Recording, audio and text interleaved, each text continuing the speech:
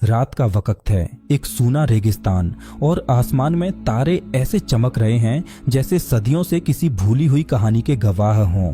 दूर कहीं आग की तरह भड़कती एक फ्लेयर आसमान को लाल कर रही है। हवा में जली हुई गैस की हल्की सी महक है और रेत के ऊपर खड़े ऊंचे ऊंचे ऑयल रिग्स ऐसे लग रहे हैं जैसे धरती को छेद कर उसके सीने से ऊर्जा निकालने वाले विशालकाय यंत्र। आप सोचिए, आपकी कार में जो पेट्रोल भरता है, जहाज जो आसमान चीरता है और फैक्ट्री के अंदर दौड़ती मशीनें, इन सब की जान है पेट्रोल। लेकिन क्या आपने कभी सोचा है कि ये पेट्रोल आखिर आता कहाँ से है? ये काला चिपचिपा बदबूदार तरल जिसे हम क्रूड ऑयल कहते हैं, वो धरती की गहराइयों में कैसे बनता है? और सबसे बड़ा सवाल, ये काला तेल कैसे बदल जाता है उस साफ चमकदार एनर्जी फील्ड पेट्रोल में जो आपकी गाड़ी को उड़ान दे देता है? दोस्तों, सच कहूं, पेट्रोल सिर्फ एक फ्यूल नहीं, ये लाखों सालों की दबी हुई कहानी है। धरती की यादें हैं, समय की परतों में जमे हुए राज हैं। कल्पना कीजिए, आपके हाथ में पेट्रोल की एक बूंद है, दिखने में छोटी, हल्की, साधारण, लेकिन इस बूंद के अंदर कैद है समंदर की गहराई में तैरने वाले करोड़ों साल पुराने माइक्रोस्कोपिक जीवों की रूह। हाँ, सुनकर अजीब लगता है, लेकिन पेट्रोल की शुरुआत किसी आधुनिक मशीन या रिफाइनरी में नहीं हुई। इसकी शुरुआत हुई थी समंदर के तले लाखों साल पहले, जब इस धरती पर इंसानों का नामो निशान भी नहीं था। आज हम तेज रफ्तार जिंदगी जी रहे हैं, कारों में घंटों दौड़ रहे हैं, जहाजों में आसमान नाप रहे हैं, पर शायद हमें इस बात का अंदाजा भी नहीं कि हमारी रफ्तार किसी प्राचीन जीवन की राख पर चल रही है। लेकिन असली सवाल यहाँ से शुरू होता है कि क्रूड ऑयल बनता कैसे है?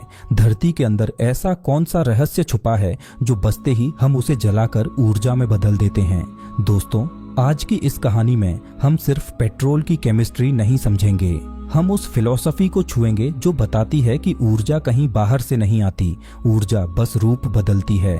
और पेट्रोल उस ऊर्जा का एक ऐसा रूप है जिसे धरती ने खुद अपने गर्भ में करोड़ों सालों तक तैयार किया है। आप सोचिए, एक तरफ है प्राकृतिक अंधेरा जहां गर्मी, दबाव और समय मिलकर कुछ महान बना रहे थे, और दूसरी तरफ है आधुनिक दुनिया जहां हम उस ऊर्जा को अपनी इच्छाओं में ढाल देते हैं, स्पीड में, कंफर्ट में, प्रोग्रेस में। और अब हम उस सफर की शुरुआत करने वाले हैं जो हमें ले जाएगा धरती की नसों के भीतर, जहां से निकलता है काला सोना, क्रूड ऑयल। तो चलिए दोस्तों, हम समय के उन पन्नों तक पहुंचते हैं जहां न कोई इंसान था, न कोई शहर, बस एक अनंत नीला सागर जिसमें जीवन अपनी पहली सांसें ले रहा था। सोचिए, करोड़ों साल पहले की धरती, समंदर की गहराइयों में तैरते थे छोटे छोटे माइक्रोस्कोपिक जीव, प्लैंकटन, एल्गी, टाइनी ऑर्गेनिजम्स, इतना छोटे कि नंगी आंख से दिख भी न पाएं। लेकिन वही छोटे से जीव आज हमारी कारों का ईंधन बने हुए हैं। ये बात सुनकर अजीब लगती है, पर सच यही है। पेट्रोल असल में प्राचीन समुद्री जीवन की राख है।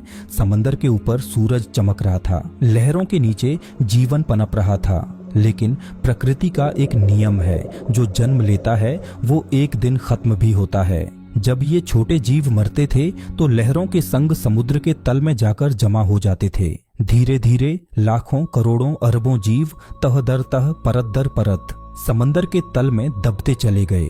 शुरू में ये बस साधारण ऑर्गेनिक मैटर था, लेकिन धीरे धीरे इनके ऊपर रेत की परतें चढ़ती गईं, फिर मिट्टी, फिर और ज्यादा सेडिमेंट। परतों का वजन बढ़ता गया, धरती की गर्मी इन परतों में घुसती चली गई और शुरू हुआ प्रकृति का महान परिवर्तन। आप इसे इमेजिन कीजिए, धरती की गहराइयों में जैसे एक प्राकृतिक प्रेशर कुकर बन रहा हो। ऊपर से लाखों टन का दबाव, नीचे से धरती के कोर की गर्मी, और बीच में फंसी हुई वो जीवों की काली यादें। समय बढ़ता गया, दबाव बढ़ता गया, गर्मी बढ़ती गई, और इन्हीं दबावों और तापमान की क्रियाओं ने इन मरे हुए जीवों को बदलना शुरू किया। ये ऑर्गेनिक मैटर धीरे धीरे टूटने लगा, उसके मॉलिक्यूल्स बिखरने लगे, और लाखों करोड़ों साल के दौरान ये मैटर बदलकर एक नए रूप में आने लगा, हाइड्रोकार्बन। यही हाइड्रोकार्बन बाद में हमारे आज के क्रूड ऑयल बने।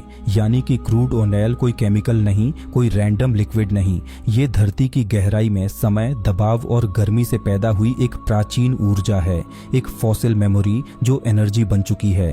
सोचिए, आज हम पेट्रोल को जला देते हैं, पर असल में हम लाखों साल पुराने सूर्य की रोशनी जला रहे होते हैं, क्योंकि उन माइक्रोस्कोपिक जीवों के अंदर सूरज से बनी एनर्जी स्टोर थी और वही एनर्जी आज पेट्रोल के रूप में बाहर आ रही है। लेकिन कहानी यहीं खत्म नहीं होती।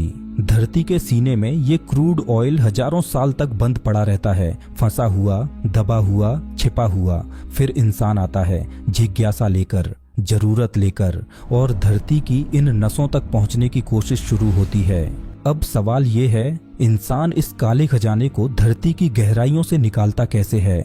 ये क्रूड ऑयल आखिर आता कैसे है ऊपर? दोस्तों, हमने देख लिया कि क्रूड ऑयल कैसे धरती की गोद में लाखों सालों तक पकता रहा, लेकिन अब सवाल ये उठता है, इंसान धरती की इतनी गहराई में छुपे खजाने तक पहुंचता कैसे है? इसके लिए हमें चलना होगा उस दुनिया में जहां इंसान धरती के सीने में सुई चुभाकर उसकी नसों से ऊर्जा निकालता है। यही दुनिया है ऑयल ड्रिलिंग की दुनिया। स्टेप 1, कच्चा तेल निकालने से पहले वैज्ञानिक ये पता लगाते हैं कि धरती के नीचे सच में ऑयल है भी या नहीं। इसके लिए साइज्मिक सर्वे किया जाता है, यानी जमीन के अंदर छोटे छोटे कंपन भेजे जाते हैं। वो कंपन धरती की परतों से टकराकर वापस आते हैं और उस इको के पैटर्न से साइंटिस्ट समझ लेते हैं कि नीचे तेल है या नहीं, पानी, चट्टान है या गैस। ये प्रक्रिया बिल्कुल वैसी है जैसे डॉक्टर आपका अल्ट्रासाउंड करता है, बस यहाँ पेशेंट है धरती। स्टेप 2, अब इमेजिन कीजिए एक ऊंचा लोहे का टॉवर जो हवा को चीरता हुआ आसमान को छूता है।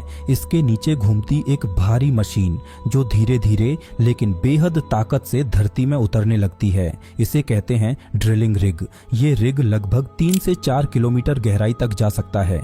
इतनी गहराई जहां अंधेरा है, गर्मी है और लाखों साल पुरानी एनर्जी सो रही है। ड्रिल बिट, एक बेहद सख्त धातु का दांतेदार सिरा, घूमता है, रगड़ता है और धरती की चट्टानों को काटता जाता है। तेज आवाज, भारी मशीनों का कंपन और उसके ऊपर खड़ा इंसान जो प्रकृति की सबसे पुरानी ऊर्जा को जगाने की कोशिश कर रहा है। स्टेप 3, जैसे जैसे ड्रिल गहराई में उतरता जाता है, ध्यान रखने वाली सबसे बड़ी चीज होती है प्रेशर। धरती के नीचे का दबाव इतना ज्यादा होता है कि अगर इसे कंट्रोल न किया जाए तो एक छोटा सा छेद एक विशाल विस्फोट में बदल सकता है। इसीलिए इस्तेमाल होता है ड्रिलिंग मड, एक खास प्रकार का तरल जो ड्रिल को ठंडा रखता है और दबाव को कंट्रोल करता है। आप इसे ड्रिलिंग का बॉडीगार्ड समझ लीजिए। स्टेप 4, आखिरकार जैसे ही ड्रिल रेजर्वॉयर तक पहुंचता है, धरती के अंदर की गैस और तेल का दबाव खुद रास्ता तलाशने लगता है। अचानक एक हल्का सा झटका, फिर पाइप के अंदर काला तरल ऊपर उठने लगता है। ये वही क्षण है जब इंसान पहली बार उस तरल को देखता है जो लाखों साल पहले समुद्री जीवों की मृत्यु से पैदा हुआ था। पेट्रोलियम इंजीनियर्स इसे कहते हैं the first breath of the well. वो क्षण मानो धरती की गहराई से आती हुई एक प्राचीन सांस हो जो ऊपर की दुनिया को महसूस कर रही हो। स्टेप 5, अब भारी भरकम मशीन्स इसे सतह पर लाना शुरू करती हैं। पाइपलाइन से गुजरते हुए सेपरेटिंग टैंक्स में जमा होते हुए क्रूड ऑयल बाहर आ जाता है। लेकिन ध्यान रहे, अभी ये पेट्रोल नहीं है, ये एक कच्चा तरल है जिसमें गैस, पानी, रेत और कई मिश्रण होते हैं। इसका असली रूप, इसकी वास्तविक चमक अभी रिफाइनरी की आग में पकनी बाकी है। दोस्तों, हमने क्रूड ऑयल को धरती की गहराइयों से बाहर निकाल लिया है, लेकिन अभी ये सिर्फ कच्चा है, बदबूदार, गाढ़ा और अपने अंदर सैकड़ों तरह की अशुद्धियां लिए हुए। अभी ये पेट्रोल नहीं है, अभी इसकी कोई पहचान नहीं है। इसका असली सफर शुरू होता है रिफाइनरी में। रिफाइनरी एक ऐसी जगह जहां विज्ञान, आग, धुआं और विशाल मशीनें मिलकर दुनिया की सबसे महत्वपूर्ण एनर्जी को जन्म देती है। रिफाइनरी में सबसे पहले क्रूड ऑयल को 400 डिग्री सेल्सियस तक गर्म किया जाता है। जैसे ही ये उबलने लगता है, इसे एक विशाल टॉवर में भेजा जाता है जिसे कहते हैं फ्रैक्शनल डिस्टिलेशन कॉलम। इस टॉवर की ऊंचाई कई मंजिलों जितनी होती है। अंदर कई प्लेटफॉर्म होते हैं अलग अलग तापमान पर। अब इस टॉवर की कल्पना कीजिए, नीचे बहुत गर्म, ऊपर ठंडा। क्रूड ऑयल जैसे ही वैश्प बनकर ऊपर उठता है, हर ऊंचाई पर तापमान बदलता है और यही होता है जादू। हर हाइड्रोकार्बन अपने बॉइलिंग पॉइंट के हिसाब से अलग हो जाता है। सबसे ऊपर एलपीजी, उससे नीचे पेट्रोल, गासोलीन, फिर नफ्था, उसके बाद केरोसिन, जेट फ्यूल, फिर डीजल और सबसे नीचे लुब्रिकेंट्स, वैक्स, एस्फॉल्ट। यानी रिफाइनरी की दीवारों के अंदर एक विशाल अदृश्य सॉर्टिंग सिस्टम काम करता है जहां टेम्परेचर ही राजा है। क्रूड ऑयल में भारी लंबे हाइड्रोकार्बन चेन्स होते हैं जो सीधे सीधे पेट्रोल नहीं बन सकते, इसीलिए किया जाता है क्रैकिंग। नाम सुनकर कठिन लगता है लेकिन कॉन्सेप्ट बिल्कुल सरल है। जो मॉलिक्यूल्स बहुत बड़े हैं उन्हें तोड़ दो, टुकड़ों में बदल दो ताकि वो पेट्रोल जैसे हल्के फ्यूल बन सकें। क्रैकिंग के भी कई प्रकार हैं। Thermal cracking, catalytic cracking, hydro cracking. In plants के अंदर तेज हीट, हाई प्रेशर और कैटलिस्ट की मदद से लंबी श्रृंखलाएं टूटकर पेट्रोल में बदल जाती हैं। यानी रिफाइनरी क्रूड ऑयल को सिर्फ अलग नहीं करती बल्कि उसे साइंटिफिकली रीशेप भी करती है। पेट्रोल सिर्फ हल्का होना काफी नहीं, उसे स्ट्रॉन्ग भी होना पड़ता है। स्ट्रॉन्ग यानी high octane rating. Octane rating ये बताती है कि पेट्रोल कितनी स्मूथ परफॉर्मेंस दे सकता है और इंजन को नॉक होने से बचाता है। ऑक्टेन बढ़ाने के लिए क्रूड के अंदर मौजूद कुछ कंपोनेंट्स को रिफाइनिंग मशीनों से केमिकली मॉडिफाई करती हैं। इसी प्रोसेस को कहते हैं रिफॉर्मिंग। रिफॉर्मिंग के बाद पेट्रोल सिर्फ फ्यूल नहीं रहता, वो बन जाता है high performance energy. Crude oil में सल्फर और अन्य कंटेमिनेंट्स होते हैं जो सीधे इस्तेमाल किए जाए तो पृथ्वी और इंजन दोनों को नुकसान पहुंचाते हैं। रिफाइनरीज सल्फर रिमूवल करके इसे एनवायरनमेंट फ्रेंडली पेट्रोल में बदलती हैं। आप जब भी पेट्रोल भरते हैं उसकी साफ हल्की खुशबू दरअसल इस प्यूरिफिकेशन का परिणाम है। रिफाइंड पेट्रोल को विशाल गोलाकार टैंक्स में जमा किया जाता है। ये टैंक्स इतने बड़े होते हैं कि उनमें पूरा फुटबॉल स्टेडियम भी समा जाए। यहाँ पेट्रोल को ठंडा रखा जाता है, प्रेशर बैलेंस किया जाता है और क्वालिटी चेक की जाती है। लेकिन सफर अभी बाकी है। ये पेट्रोल रिफाइनरीज तक सीमित नहीं रहता, इसे अब यात्रा करनी है आपके नजदीकी पेट्रोल पंप तक।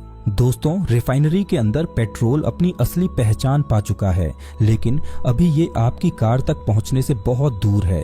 अब इसे एक ऐसी यात्रा शुरू करनी होती है जहां डिस्टेंस भी लंबा है और डेंजर भी बड़ा, क्योंकि दुनिया में सबसे ज्यादा चोरी होने वाला, सबसे ज्यादा मांग वाला और सबसे महंगा लिक्विड पेट्रोल ही है। रिफाइनरी से निकलने के बाद पेट्रोल को सबसे पहले भेजा जाता है पाइपलाइंस के अंदर। ये पाइपलाइंस सैकड़ों किलोमीटर लंबी होती हैं। धरती के नीचे, नदी के पार, पहाड़ों के बीच से गुजरते हुए पेट्रोल को सीधे डिपोज तक पहुंचाती हैं। इन्हें देखकर एहसास होता है कि ये धरती की असली नसें हैं जिनमें एनर्जी दौड़ रही है। लेकिन ये यात्रा इतनी आसान नहीं। Leakage, pressure imbalance, temperature variations, एक छोटी सी गलती भी विशाल विस्फोट में बदल सकती है। इसीलिए इन पाइपलाइंस की 24 घंटे 7 दिन निगरानी की जाती है। सेंसर्स, सैटेलाइट मॉनिटरिंग और प्रेशर मीटर्स इन्हें सुरक्षित रखते हैं।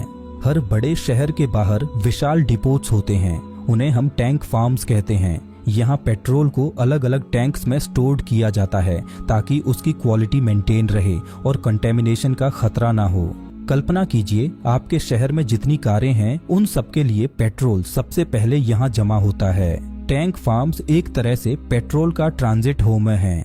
अब आता है पेट्रोल की यात्रा का सबसे संवेदनशील हिस्सा, टैंकर ट्रक्स। ये बड़े बड़े चांदी जैसे चमकीले टैंकर रिफाइनरी या डिपोच से पेट्रोल पंप तक ईंधन पहुंचाते हैं। लेकिन याद रखिए, ये ट्रक्स धरती पर चलते हुए एक ऐसी आग को ढो रहे हैं जो किसी भी पल विस्फोट में बदल सकती है। इसीलिए इनके अंदर कई सेफ्टी लेयर्स होती हैं, anti static systems, multi compartment design, special valves, temperature control. हर सुबह जब आप पेट्रोल पंप पर टैंकर आते देखते हैं, समझिए कि पेट्रोल की लाखों किलोमीटर की यात्रा का सबसे खतरनाक स्टेज आपके सामने खड़ा है। पेट्रोल पंप में पहुंचने के बाद इसे अंडरग्राउंड टैंक्स में स्टोर किया जाता है। इन टैंक्स की डेप्थ इतनी होती है कि पूरा पेट्रोल पंप उन पर टिका होता है। पेट्रोल अब साफ है, रेडी है, स्टैंडर्डाइज्ड है। यहाँ से ये आपकी गाड़ी में जाता है और आपके इंजन को सांस देता है। लेकिन क्या पेट्रोल की कहानी यहीं खत्म हो जाती है?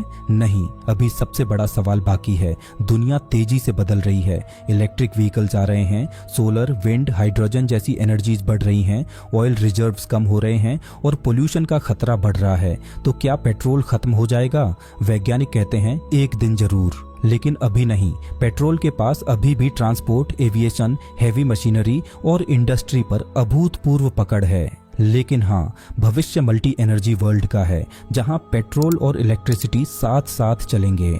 दोस्तों, इस वीडियो को लाइक जरूर कीजिए और हाँ, इस चैनल को सब्सक्राइब कर दीजिए, क्योंकि मैं हर हफ्ते आपके लिए ऐसी कहानियां लेकर आता हूं जो सिर्फ जानकारी नहीं, एक अनुभूति बन जाती हैं।